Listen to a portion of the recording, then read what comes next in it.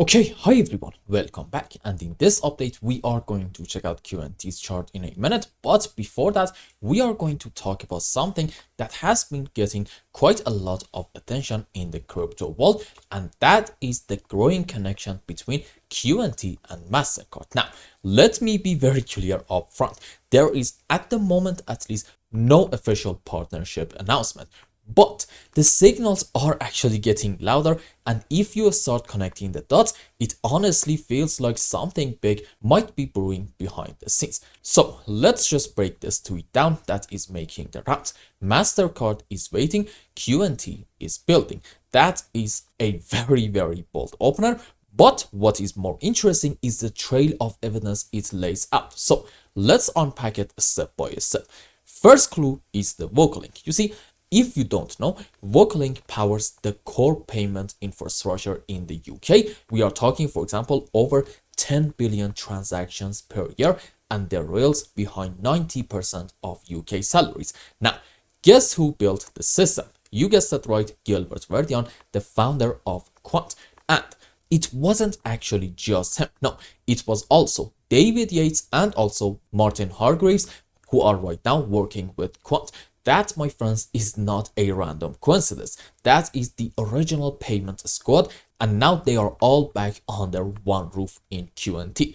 And by the way, you want to remember that Vocalink was acquired by Mastercard in 2016. So what we have here is basically this. QNT's leadership team are the same people who built the backbone of UK payments, meaning Vocalink, and they are now owned by Mastercard. Second clue, projects, for example, like Rosalind and the UK RLN, Real Ledger Network, they both are major digital pound infrastructure projects. And guess what?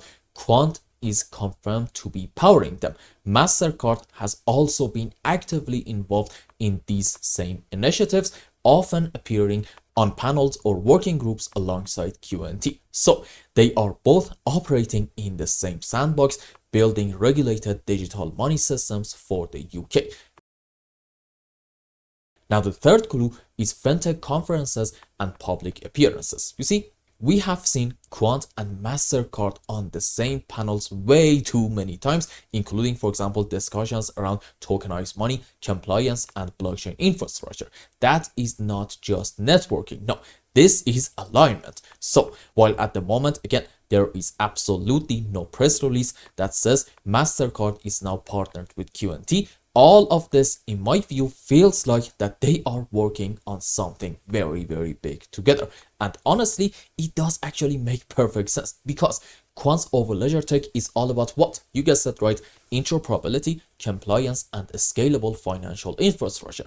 And guess what? This is exactly what a global player like Mastercard needs if they want to go deep into CBDCs and tokenized money. So the real takeaway, in my opinion, is this. The recent rumors about QNT and Mastercard, in my view, are not just hype. No, they are pointing to a much bigger picture, and maybe, again, just maybe, we are watching the early stage of one of the most important partnerships in the future of finance. I think behind the scenes, QNT and Mastercard are actually cooking something special, and guess what? The moment that the news is going to come out, I think you are going to see a beautiful move on the upside in QNT token. And guess what? We already have a great setup for it. Let's go on the live chart. Okay, so maybe it's best to go on like weekly time frame. Okay, let's zoom in more.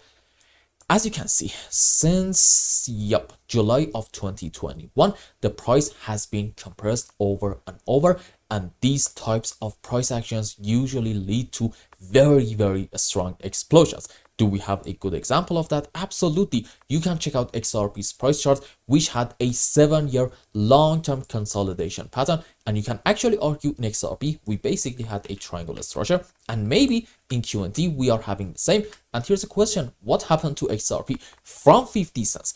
In only a matter of, I believe it was 40 days, we saw about a 700% move on the upside. And let me tell you this, if something similar is going to happen to QNT, well, okay, from here, a 7x move up equals to about, I think, like $900 to even $1,000 QNT. And I think that is actually a very, very realistic target, if not potentially pessimistic. I think a $2,000 QNT by the end of this cycle can indeed be in play. I'm not going to say it's like absolutely going to happen. No, there is no certainty in the market. We are only talking about what is possible. In fact, let me just tell you this. There's also a chance that from here, we're just going to get a move down and set new lows, and QNT is going to go down to 0.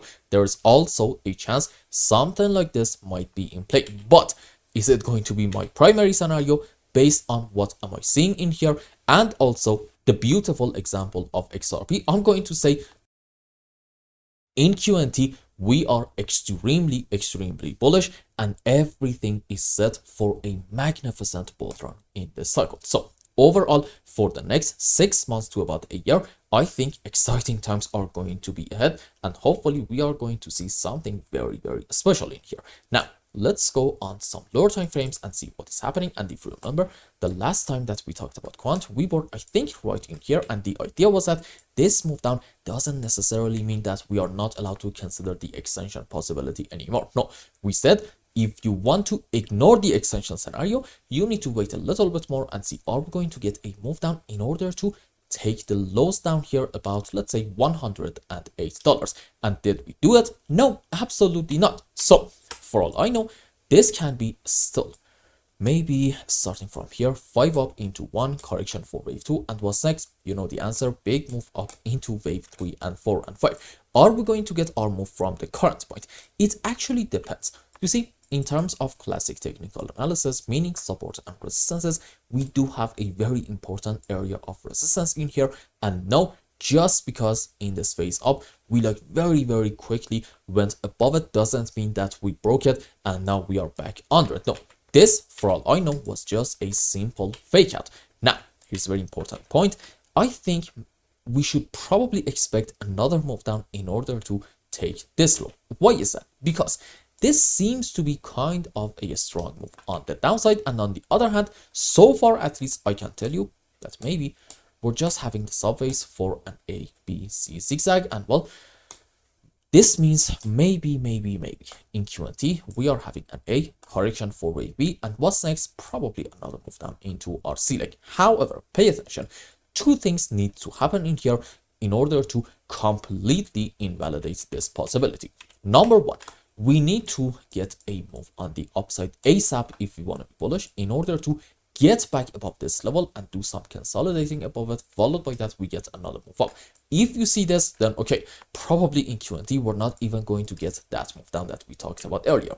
Point number two, in terms of Elliott's waves, okay, so far we said we are having only a 3-wave movement, and if you want to go according to a bullish count, you can say maybe this is 1, this is 2, decent move up into wave 3, correction for 4, another move up into wave 5, which might be on a higher degree into this wave 3, correction for 4, another move up into wave 5. So what is it that I'm trying to say? You see, I'm trying to tell you in QNT, if you want to be optimistic and you want to say this isn't actually the B leg of an ABC zigzag, meaning we're not going to get a move on the downside in order to take the lowest low. Okay, what you want to see in the next, let's say, sure, 48 to about 72 hours is a rather strong move up in order to successfully get back above this level. And again, this is a key point, pay attention.